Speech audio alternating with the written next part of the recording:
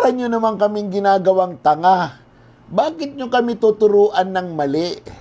Pinapaliwanag na nga. Di ba? Ang sabi ng Tagalan Bank, the withdrawal was unusual, but it was not illegal. Di ba? It was unusual. Hindi normal na withdrawal. Because DepEd, for the first time, nagkaroon ng confidential fund. Di ba? Oh. Unusual lang yung withdrawal. Bakit hindi flinag ng Land Bank kung illegal yung withdrawal? Kung may mali sa withdrawal? Wala. The question is, how was it used? Hindi yung doon pa lang sa withdrawal, ipapakita nyo na sa mga taong bayan na magnanakaw si Sara Duterte. Di ba? Para namang, ano ba yun? Di ba? Nag-withdraw. Legal yung papeles ng withdrawal. Inaalaw, may pondo. O, anong mali doon? Iningkas. Dahil nilagay sa bag, ninakaw na, ha? Barbers? Ninakaw na, barbers, ha? Dahil nilagay sa bag. Dahil maraming pera, ninakaw na. Ganun ba kayo? Sabagay, sanay naman kayo na nilalagay sa maleta eh. Di ba? Huwag ganun. You are poisoning the minds of the Filipino people. Hindi tama yun. It's unfair. Sabihin natin yung totoo. Ano yung totoo? There was a withdrawal. It was allowed under the circumstances. It was unusual because for the first time, nagkaroon ng confidential fund ang DepEd. At yun ang withdraw. Di ba? Yun yung dapat. Dapat, ang tanong ninyo, how was it spent? Was it spent legally? Was it spent illegally? Was the disbursement proper? Doon dapat sa COA ang labanan. Hindi itong withdrawal pa lang. Wini-withdraw pa lang, magnanakaw na. Anak ng tinola naman kayo, wala kayong ebidensya, no? Ang ebidensya nyo lang, daldal, propaganda, kaya nga napaupo yung isa nyong prosecutor. Dahil tatanga-tanga, hindi alam yung rules. Kingin ang buhay to. Huwag nyo naman kaming turuan. Alam namin kung ano ang nangyayari. Gagawin yung mga bobo ang mga Pilipino. Hoy! Matagal na kaming nagising sa katotohanan na nagsasabwatan kayong lahat para makatakas kayo sa inyong mga kasalanan. Totoo ba itong ginawang pulutan ang racket na kwento ni Marcos na mga kongresista na kanyang mga kaalyado? Pagkatapos kasi ng SONA, nagkaroon ng party-party sa Sky Lounge ng Soler Resort. Wow! Sino mga nandoon? Siyempre yung mga kongresista. Anong pinag-usapan nila? Yung racket ni Marcos. Ito kasi yung storya, ha? Ayon sa aking nakalap na impormasyon, binigyan pala itong mga congressman ng 2.5 million bago mag-SONA para ma-insure yung kanilang pagdalo. At 2.5 pagkatapos ng SONA. Oh, paldo na naman sila. Ngayon, dinag-party na sila doon. Pero ang matindi ang pinag-usapan, yung racket ni Marcos. Pinagtatawanan ng mga congressman. Ang sabi nila, saan nanggaling yung racket na yun?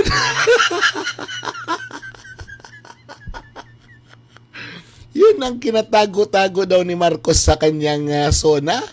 Aba, o ngayon, ito pa yung kwento.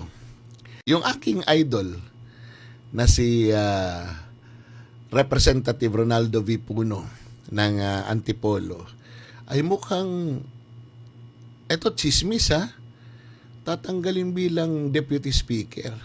dahil daw yung NUP hindi nag-participate sa impeachment ni Vice President Sara Duterte. Aba, mukhang nangangamoy away ito. Nangangamoy away ito. Ha? Hindi umaatras si Puno sa ganyang mga challenge. Tingnan natin kung ano mangyayari ha. Pero ito yung matindi. Meron palang na ospital na hindi naka-attend sa SONA. Aba, tinanggalan ng chairmanship ng committee. Dahil daw hindi nag-attend. Ay naku po, paano mag-a-attend? Nasa ospital. Sobra na talaga ang pamahalaan ni Marcos. Wala nang rason, basta sila lang ang pagbigyan at sila lang ang makapangyarihan. Mga kababayan, eto lang yun. Parang babalik tayo sa dating Marcos, yung tatay, na kukunti lang ang taong pinapaboran, kukunting tao lang ang bibigyan, mahahawakan na ang buong bayan. Hindi talaga conviction ang gusto mangyari ng prosecution. Paninira lang talaga. Can you imagine? Tatanungin kung valid yung withdrawal. Valid yun. Diba? Kasi pera yun para sa Office of the Vice President. Kailangan nilang withdrawin para gamitin. Bakit kailangan tanungin kung ilang bag ang kailangan sa milyon na halaga na i-withdraw? Sinabi na nga ng testigo na it is not ordinary for government offices to withdraw large amounts. Diba? At hindi yun irregular. Irregular yun kung nag-withdraw ng walang cheque, nag-withdraw ng walang saro, nag-withdraw ng walang papeles. Ito meron eh. Ha? Meron ito. Di ba? Ang tanong dapat kung ginamit ng tama o hindi. Hindi ibig sabihin na nag-withdraw ka ng malaking halaga, magnanakaw ka na. Paano tatakbo yung iyong opisina kung hindi mo gagamitin yung pera na nakalaan dyan sa opisina mo? Di ba? Common sense. Ang style ng prosecution ay pang-vlog. Ginagamit nila yung kanilang kalagayan ngayon bilang mga prosecutors para gumawa ng propaganda sa kanilang mga vloggers, para gamitin pansira kay BP Sara at sabihin, nag-withdraw ng malaking halaga si BP Sara. Ano naman ngayon kung nag-withdraw? Alam mo ba kung saan ginamit? Yung withdraw ba niya? Legal ba yun? Ha? Inauthorize ba siya na mag-withdraw? Oh. Kung inauthorize siya mag-withdraw, saan ang mali doon? Aba.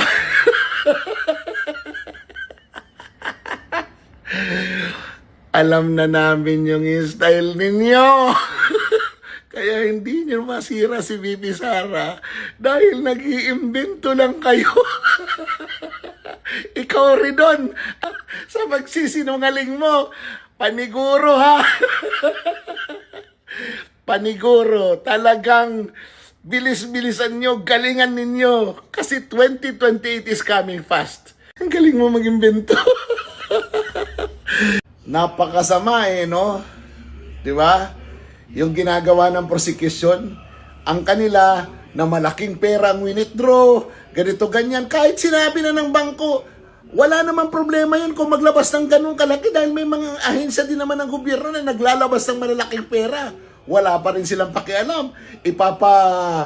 Ipapa-illustrate pa nila kung gaano karaming bagang kailangan para sa ganitong halaga ng pera. Tinanong nyo ba kung saan ginamit yung pera? Kailangan withdrawin para gastusin.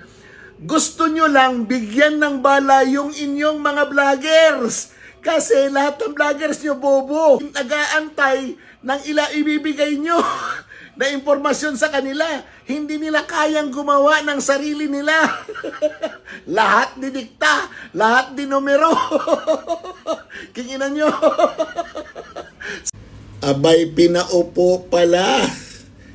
Pinahinto, pinaupo, at hindi na pinatapos ng pagsasalita si Laila de Lima ni Senator Chis Escudero dahil nga tanga. Hindi marunong sumunod sa patakaran ng impeachment trial ni Vice President. Ginawa niyang ang paninira, the Vice President impeachment trial. Pinaninindigan niya talaga. Oy, shoutout muna kay Ray Condalor. Sir, Ray Condalor, Matalas Shooters Incorporated, Dida Tacloban City. Shoutout tayo mo Tikan ka na Rakiyaw. Anakon sang kay nga gwapuhon, ha? Nga nanlilibrehin na detailing. Tuloy natin. Pinaupo ito dahil nagreklamo ang depensa. Si Attorney Pua, sinabi niya, bakit pa natin papayagan yan magsalita? Kung i-strike off the record lang yan, kahit pa i-strike off, bura sa record, nasabi na niya, narinig na ng mga tao. Kaya kung magpapatuloy siya, abay hindi naman tungkol sa kanyang testigo ang sinasabi. Kung hindi yung paninira na sa Vice Presidente, yung konklusyon na doon sa impeachment trial. Di ba? Nung magsalita pa, talagang magpupumilit pa yung matandang hukluban. Bibira pa talaga wala na. Pinaupo na, pinahinto na. Hindi na pinagsalita pa. Dahil nga, ginagawa niyang pulpito ng propaganda ang Senate hearing. Yun po ay mali. Dahil po dapat walang opinyon na lalabas kung hindi yung facts lang at saka yung batas na gagamitin. Diyos mio, mari-mari itong matandang ito. Takot na takot talaga na magpresidente si Vice President Sara. Alam nyo, kayo yung ginagawa nyong ganito, lalong dumarami yung tao na naniniwala kay Vice President Sara dahil yung takot ninyo nakakaligalig at nakakapagtaka. Meron ba kayong mga tinatago na ayaw nyong mabuko pag Duterte na naman ang maging Pangulo? Hindi pa tayo tapos, Laila de Lima, sa involvement mo sa droga sa Bilibid. Nagkataon lang na namatay, binawi ang testimonya ng mga taong nag-akusa sa'yo. Dahil nga, iba ang administrasyon ngayon. Pero hindi kailanman napatunayan na wala kang involvement sa droga dyan sa Bilibid. Kaya hintayin mo na umikot ang mundo at bumalik sa mga Duterte nang makita uli, na ngayon naglalabasan nga na kahit yung mga nakakulong doon sa loob mismo ng Bilibid, special ang treatment sa kanila nung panahon na ikaw ang Department of Justice Secretary. Huwag ka nang magmalinis. Hindi ka malinis, Day. Ha? At kung takot ka man, abay, paghandaan mo na lang yung sarili mo. Dahil yung mga Pilipino, nag-aantay din na mabalik ka uli sa oblo para malaman ng taong bayan na hindi ka malinis. Kaya ka nagwawala ngayon dahil gusto mo masira si Vice President Sara at hindi maging Pangulo dahil sa takot mo na mabalik ka uli doon kung saan ka nanggaling. Kakaibang katahimikan no? Yung sa kampo ni Martin Romualdez, parang walang gaanong reaksyon maliban lang doon sa kaisa-isang statement na sinabi niya pagkatapos ng SONA. walang follow-up. Pati mga vloggers niya, walang kwento. Nakapagtataka. Wow. Kasi, very reactive itong taong ito. Hindi lang ito proactive, reactive pa. Can you imagine, siya yung may pinakamaraming vlogger dati. Ewan ko, hanggang ngayon siguro, marami siyang vlogger. Kasi there was a time na yung social media punong-puno ng papuri sa kanya. Lalong-lalo na yung achievements niya noong 19th Congress. Grabe, di ba? Grabe, halos every corner of the social media may papuri sa kanya. Di ba?